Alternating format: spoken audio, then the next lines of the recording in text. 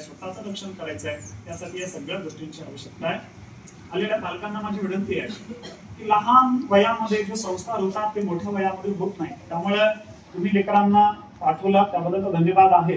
दरवर्षी तुम्ही पाठवाल आणि ज्या लेकरांना तुम्हाला वाटतंय की आपल्या लेकरांना आपण कीर्तनकार बनवावं, त्या लेकरांना कथाकार बनवावं, त्या लेकरांना पकवाज वाजवायला शिकवावं, त्या लेकरांना भजन शिकवावं, तर अशा जर पालकांची इच्छा असेल तर त्यांना माझं विनंती असेल की आपण आता इकडे तिकडे न जाताना आपल्या जवळ आपल्या शेजारी तो सुंदर शिक्षण संस्था सुरू होत आहे, तर आपण आपल्या लेकरांना इथेच ठेवावं.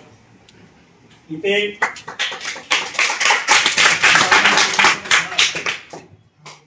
राहणार आहे. विष्णू महाराज मृदंगाचे क्लास घ्यायला येणार आहे आणि भजन गायन शिकवायला, भजन शिकवायला नारायण गुरुजी वांदरवाडेकर जे अगदी कमी वेळामध्ये विद्यार्थी तयार करतात. असे तिन्ही गुरुजी तुम्हाला 24 तास उपलब्ध होणार आहे. त्यामुळे आता बऱ्याच संस्था आपल्या अहमदपूरमध्ये आहेत, महाराष्ट्रात बऱ्याच संस्था आहेत, पण आम्ही पाहतोय की 4-4, 5-5 वर्ष राहून सुद्धा या 15 दिवसात जेवढं शिकलंय तेवढं वर्षभरात सुद्धा लेकरं शिकत नाही. आमचे अनुभव आहे. या संस्थेत आम्ही काही नियम ठरवले. मी महाराजांना दोघांनाही बोललो की तुम्ही या सगळ्या एक तालीम करणार आहे, पण मला जे वाटलं की त्यांना बोललो की तुम्ही जर या सगळ्या नियमांचं पालन करणार असेल तर मी तुम्हाला सहकार्य करायला तयार आहे, सगळ्या दृष्टीनं सहकार्य करायला तयार आहे. माझी इच्छा होती की आपण सुरू करावी, पण खरं म्हणजे कथा कीर्तनामुळे मला वेळ नाही. ज्याला वेळ नसेल त्यांनी संस्थाकडून फायदा होतो. तुमचं वाटोळं म्हणजे आमचं वाटोळं आहे आणि कोणाचं वाटोळं करायचं नाही. त्यामुळे मी वेळ देऊ शकत नाही, पण मी सहकार्य करू शकतो. महाराज वेळ देऊ शकतात. महाराजांना पण भरपूर कथा आहेत, कीर्तन आहेत, पण त्यांनी ठरवलंय कथा कीर्तन कमी करूया आणि जास्तीत जास्त लेकरं घडवायचं काम करूया. याच्या निमित्तानं संप्रदाय वाढेल, चांगले विचार. एक वारकरी गावात तयार झाला तर त्याच्यामुळे 4 वारकरी तयार होतात.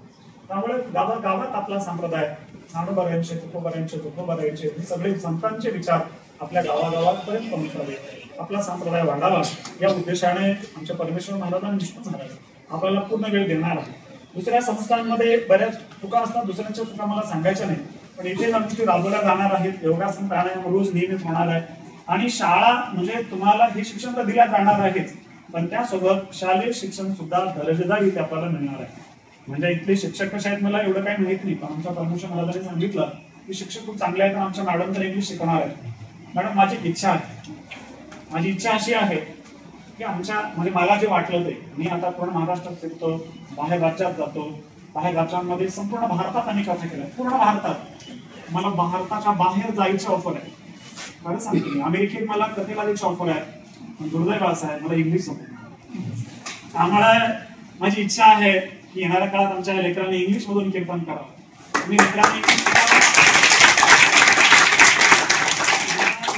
इंग्लिश शिकवा, तुमची लेकरांनी बाहेर देशात पाठवा नक्की.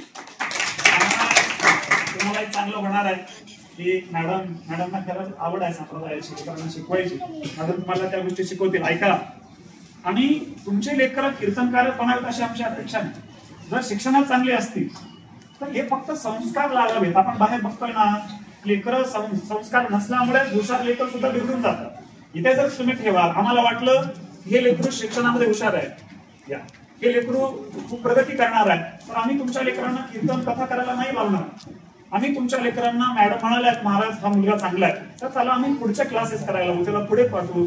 या संस्थेतून कीर्तनकार तर तयार होतीलच, पण या संस्थेतून डॉक्टर तयार व्हावेत, या संस्थेतून इंजिनियर तयार व्हावेत, या संस्थेतून कलेक्टर मोठे मोठे अधिकारी तयार व्हावेत, ही सुद्धा आमची अपेक्षा आहे. नाही तर तुम्ही जर चांगले त्या दृष्टीने असाल, आम्ही असं ठरवलंय की ज्याला ज्या गोष्टीची आवड असेल त्याला त्या गोष्टीमध्ये प्राधान्य देऊन ती कला त्याला शिकवल्या जाईल.